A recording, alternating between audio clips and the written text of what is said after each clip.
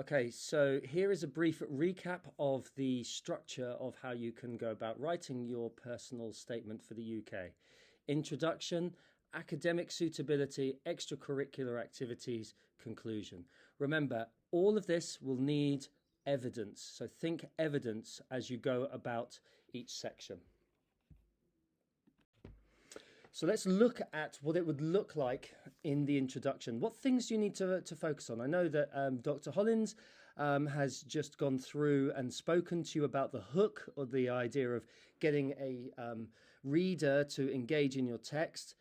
I second that. It's important to grab the reader's attention. Okay, it's your chance to do that. Also, things that you can focus upon in that introduction is demonstrating your personal passion for the subject. Was there a pivotal moment in which you realized and decided that your particular subject was something that you wanted to understand even more? Was there a particular skill or academic skill that you have developed that then realized that you have a strong aptitude for a particular subject? So this is where you begin to discuss any major influences or aspirations that may have led you to this subject choice. That's your... So here is that really all-important section of discussing your academic achievements. You can talk about what you're doing in class and how that's preparing you for the course. That goes in this section, and we're going to talk about how you would do that in the next slide. However, it's not just what you're doing in class that helps to prepare for you in the course that you're doing, but also you're trying to provide evidence, lots of evidence that shows that you're going beyond the demands of the curriculum in which you're studying. So if you're doing an IB, you're going to show that you're doing something beyond what is in IB. So if you're looking at physics at degree level, your IB physics is great. It prepares you for it. You find lots of links between kind of what they're doing in their course relative to what you've learnt and so on. But then maybe you could then demonstrate that you've gone beyond what the IB are delivering. So things like there could be MOOCs to really show, which is a massive open online course, and a specialized field or area that you're really strongly interested in. Something like, if you are interested in physics, maybe it could be something related to astrophysics or quantum theory or something like this. So the idea is that you're demonstrating a real kind of curiosity and thirst for the subject itself, not just only for the IB grade.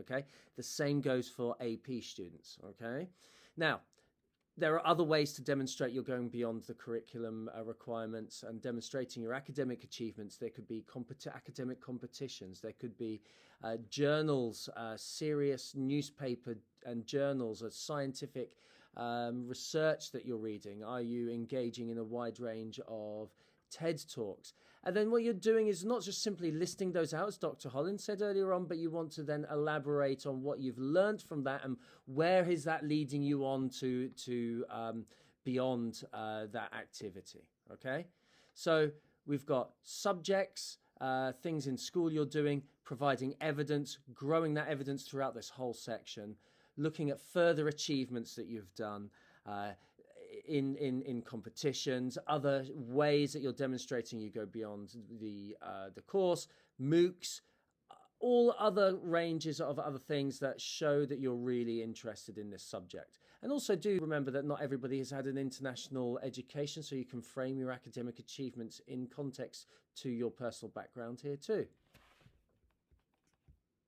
When we're talking about how do I link what I'm currently studying and prove it that it's demonstrating my suitability for the course at undergraduate level, how do you do that? Well, this little framework is going to show you. Top right, it's the course content at university. So that means you have to read the course descriptors for the university courses in which you're applying for. If you don't know what you're writing for and what you're proving you're suitable for, you're not going to be convincing. So make sure you're reading what you're applying for. What is it that they are delivering in the course? Is it delivered in a specific way? Are there slightly different nuances between the courses? Psychology in Bath will be different to psychology in York. So just because it's got the same name descriptor, be aware of that. There are some history courses that don't cover certain time periods. So then if your personal statement starts talking about those time periods, the ones that you've studied in class, then you're obviously going to have a disconnect and demonstrate that you don't know what you are trying to show that you're suitable for. So make sure those course pages are read. Then think about, what am I doing? Top left now. What are we thinking? What have we done in our high school curriculum? You can get access to the AP curriculum. You can get access to your IB curriculum. You could also ask your teachers if they have the Common Core curriculum as well that you can then write for from your regular classes. So read the curriculum that you're doing, that you're learning in school. Look at the skills and the learning outcomes that you are achieving. Reflect upon the things that you've been achieving in class as well. It doesn't just have to be something in text from a curriculum. And then you're looking, the next bit down, for the links between the university and the school curriculum. When you find those links, you then need to start to demonstrate the common areas between the current and the future course, where you are developing those skills now, showing that you'll be able to continue with those skills and give evidence, okay? Support your statements with evidence and further supporting points.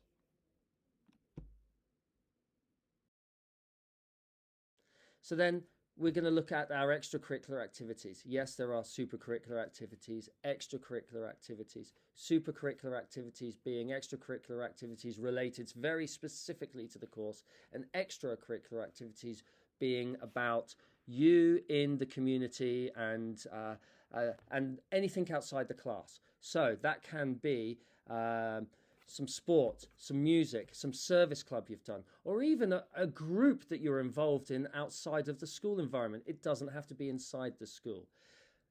When thinking about all the things you've done, by the way, you should have done this by now with your extracurricular activities document that we shared at the beginning of the year. You can trawl through that list, think about what skills are relevant to the course that you are applying to, give a statement about what skill you have, what thing you bring to the university, and then use the extracurricular activity as the supporting evidence to show that you demonstrate that skill or that kind of quality, like communication skills or time management or organization. Don't simply just list them out. Give the statement of the things that you can do, the skills, and then support it with the stuff that you've done in your extracurricular activity. It looks like then you are reflecting upon what you have done and how it prepares you. And by the way, if you'd have done that activity properly before, where you were reflecting upon each of your activities, this paragraph will be a doddle because you will just be condensing bits of A4 to 2 A4 pages that you've already written. And then our conclusion needs to be only a couple of sentences or so where you're tying all the extracurricular and the academic achievements together, being concise and also being very mindful of your character limit. So the final bit that I want to share with you on UK personal statements is, let's look at that structure. Let's look at an example. So we know there's an introduction, academic suitability, extracurricular activity, and conclusion structure. So based on that, you can see that reflected on the example of a personal statement here on the left. Notice, as Dr. Hollins said, we have the majority of the essay in the grabbing the interest, demonstrating your interest in the reader, in the subject, and demonstrating your academic suitability section. That's forming 75 to 80% of your writing there if you were to combine the intro and the second larger, weightier chunk section there. So then your final bits, your extracurricular activities, literally a condensed paragraph with a final conclusion with 1 or 2 sentences where you reorient the reader. You can see it all there.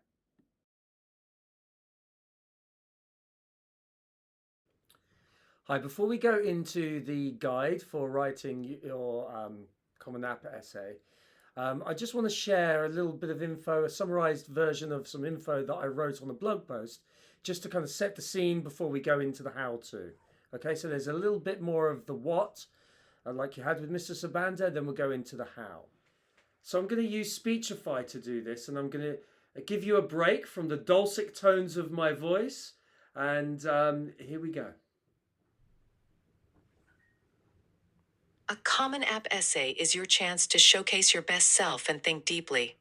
It's not just a mandatory task, but an opportunity for self-reflection and self-understanding. At the most selective schools, a strong essay can tip the balance in your favor because grades and tests alone aren't enough. Essays personalize your application, revealing who you are, what's important to you, and how you think. Margaret Dahl, Director of Admissions at Yale University, says the essay is integral to understanding the applicant. Harry Bald, an author on college admissions essays, describes it as showing you at your alive and thinking best. When writing your essay, honesty and self-reflection are key, balance making a good impression with being genuine. Delcy Phillips, former director of admissions at Haverford College, emphasizes the essay as an exploration of self. Avoid writing bland essays out of fear. Instead, tell your story and illustrate your points with personal details. Most prompts ask, "Tell us about yourself," seeking insights not evident from the rest of your application.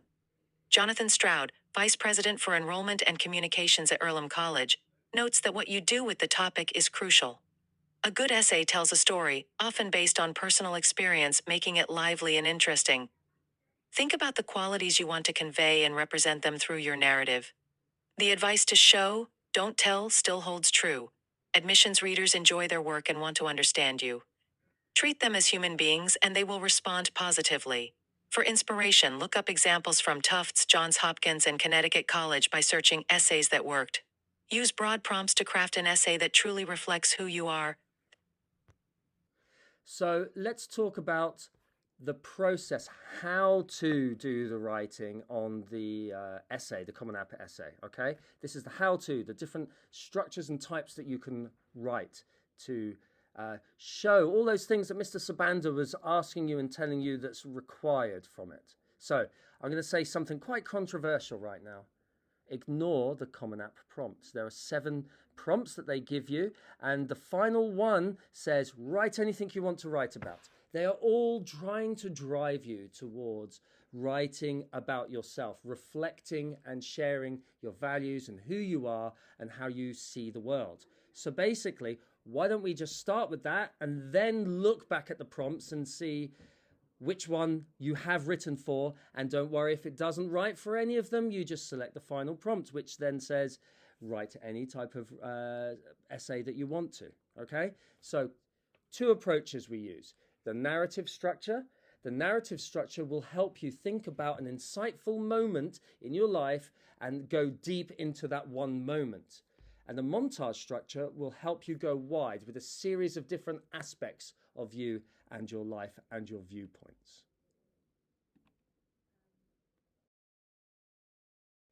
So now I'm just going to talk about the montage approach as a general concept. First of all, you need to think about what topic that you're going to write about. I know Mr. Sabanda's talked about write about yourself, but you're writing about yourself related to this kind of topic area. So it might be hockey. It can be something common like hockey, but as long as you're thinking about the links and the values in an uncommon way, okay? So we have a series of snapshots with those little bubbles there. You see these little kind of snapshot images above those bubbles. Each snapshot, I liken it to a film, maybe a rom-com where boy meets girl, and then you start to see all of these little moments that lead up to the rest of the dialogue or the narrative. So you might have some music playing with like about 4 or 5 different scenes that tell the story, that makes the reader or the viewer fill the gaps in between each moment that they're seeing as a snapshot in themselves. They're filling in the rest of the information themselves. And that way you don't have to go deep into one particular moment in these snapshots, but have a variety of them. But what you do need to do is relate these qualities or values that you're exploring in each snapshot of you or paragraph and reflecting upon them to meet the demands of the US Common App essay. All right, so each paragraph will have you talking about the value and reflecting it, linking the topic to your value, talking about how did you achieve this particular quality or value, as well as going deeper with additional details in so what moments. The other approach was the narrative. Now, This is not an unfamiliar strategy to you, because a narrative is like a story about a particular moment that you've gone through. And this is something that will be familiar to you, where you're writing a narrative, where you're building up an issue and then coming to a resolution and then an epilogue where you look back and reflect upon it. What is going to be a challenge, which most students find difficult, is not making the challenge and its effects that you're writing about take over the whole essay. This is a common issue that students do. So what we're doing is reflecting upon a single moment that changed your perspective, using a story mountain where you've got 3 clear sections. What was the challenge and its effect on you? What did you feel as a result of that issue? How did that feeling that you needed to then improve upon lead you to take some kind of action, which is the second point, which is at the top of the mountain there, which is, what did I do about my problem or my challenge? And why did you do these things? The challenge itself is not about you. The what did you do about it is the bit where we're starting to learn more about you and how you go about dealing with issues. And then obviously this self-reflective piece is very important as well. Looking back, what is my new perspective? How do you see the world in a different way? What have I learned? That's far too often a final thought in someone's essays rather than a good 1/3 of an essay. So if you follow this strategy, this approach, you've got 2/3 of things you've done and new thoughts and final reflections, introspection in there as well. So how do we get to this first draft using this narrative and or montage approach? This workbook is something for you to step-by-step read through and work on. It's a framework to go from brainstorming of a range of different thoughts and ideas that are associated with you, what's important to you, to then lead you on to choosing a topic that then you can then plan and then write to your first draft. So this is our framework that we're going through. So your first brainstorming activity on this workbook, which you have seen, found also in the Schoology pages, is the values exercise. Remember, we're talking about how are we linking a certain set of values to the kind of overall and arching topic that you're talking about. Well, clearly it's important for you to think about what values you hold most important that reflect you, so you can advocate for a series of things that are important to you. All right, so this is where your voice can start to come out if you're following this. So you don't need to do this now, but just to be aware that this task is how to reflect upon your values. And then once you've reflected upon your values, you're now going to work on some further brainstorming, get some ideas of things that you could consider. So we have a series of brainstorming activities in this workbook. I Know I Love is a 1 minute activity for you to read through and write without thinking all the things that you know lots of things about, or things that you love doing, or what things that you actually love. The next section is talking about essence objects. It's another brainstorming activity where you reflect on particular objects, tangible things that represent things to you, such as memories and moments or relationships or values. Okay, and then there are a series of questions that support you there. The superpower skill plus other questions section is very similar to the I Know I Love. What things am I really good at? What is my superpower? Write them down. A few questions to support you coming up with some further ideas. Then we have got career. So career is basically, if you know what you want to do, for example, engineer, then you can think about the 4 to 5 most important qualities that you think an engineer needs. All right. Then obviously you're going to reflect on times where you've demonstrated those things. So for example, logical brain processing thinking, or being very persistent and problem solving. These things, then you can talk about how you have achieved your problem solving skills over time and then reflecting upon them. So that's quite straightforward, yet You don't tell your reader that that's the career you're going for until the end. The big reveal comes at the end.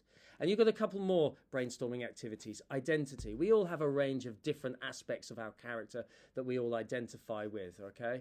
So, you know, it could be somebody, it could be your nationality, it could be a group of people that you belong to and spend time with. It could be a role that you play. Like, you know, I'm a dad and a college counselor, but I'm also a British person and a Canadian. So there's a range of different identities there that I could then kind of explore. Okay, so that's what that's about. And home section is about you thinking about things that you're doing or places where you are or where you find your flow or where you feel comfortable within yourself. Where do you feel most in yourself? Okay, and so all of those things will then lend themselves to a final topic finding mission. So then you'll find like a series of these six different colors. You'll find 3 now and then 3 later on the workbook, where it helps you to start picking out some ideas that you could possibly explore for a topic. So here is what you do with each of those ideas for topics. You do a little spider diagram. What you do is you brainstorm with the topic in the middle and then with a series of values that are associated with that aspect. So it might be something that you're really good at, or a place where you feel very comfortable at home, or in one single identity that you feel encompasses a range of different values, or a superpower that you feel you've got. And then you try to look for the values that are associated to them. Do that to a series of different topics. And then what you may find is some topics lend themselves to different values in different ways, some better than others. So then finding a way to find uncommon links if you've got a common topic. So if your topic is quite common, like something like hockey or sports, for example, then the idea is that you use the values that you associate with that topic as being uncommon values usually associated with hockey. Okay, so find uncommon links to values, and then you start to then expand on each of those ideas. So you take each value in turn, link the topic to the value, talk about how you've achieved that particular quality or value, and then give the additional details, the so what moment. So you're repeating that in each paragraph. So you have then a series of paragraphs that talk about what's important to you and what things you do or how have you achieved that value, and with some reflection at the end in each single paragraph. So we learn more and more about you. Here is an example of an unusual topic called laptop stickers. With this, this is literally a plan. So once you've gone from your spider diagram brainstorming from before, then you can put it into a table form, which you then can slowly expand on. So we can see that one of the values that the stickers on a laptop for this author had was creativity. And then we talked about how they developed creativity within the laptop sticker, giving examples of their creativity, how they achieve creativity, and then the so what, the insight, the reflection. So that continues on with a range of different values. Here's an example of a partial part of an essay, the Trivial Pursuit essay. So we've got the topic, Trivial Pursuit. We are writing about ourselves here, yet under the topic of Trivial Pursuit. So we use that first paragraph here to introduce the topic and link it to the person. We link it to ourselves here. And then we start talking about each value. So we've got blue, which is the link to Trivial Pursuit section. And then geography. Obviously, the person is really interested in things related to geography. And then we explore how they achieve and develop their knowledge and understanding in this area. And then talking about the so what, the reflection, and the learning from this particular area of this person's life. So we've got patience, the discussion of patience being developed through this person's love for geography, and so on. So you can see we've got value, how did we achieve it, reflection. Next paragraph, value, link it to the topic, how did we achieve it, and reflection. So on to the narrative structure. The narrative structure, we've already talked about how there are 3 main parts, not to spend all your time in the problem itself because we don't learn about you. We want to learn about what you've done about it, and what you have learnt from the particular challenge. So you're reflecting upon a single significant moment that may have changed your viewpoint. So here's the framework in which you can go about doing that. There are a series of questions above that help you explore what the challenge is, how it made you feel, and what did you need from that situation. Knowing what you needed from that situation will help you then to explore what did you do in order to meet your need, and then you're launching into what did I do about it in more detail. So we're learning how you deal with issues. And then the final section is the what did I learn? We could tick maybe 2 to 3 and expand on each of these values. So we're learning 3 different lessons that you have learnt from this particular challenge. So there is the example of the note form of each section there with the challenge and effects. What did we do about it? What did I learn section? And it's important to explore each of those what did I learn sections in enough detail. So here is that workbook that you can scan to go through all of those activities that we've just gone through.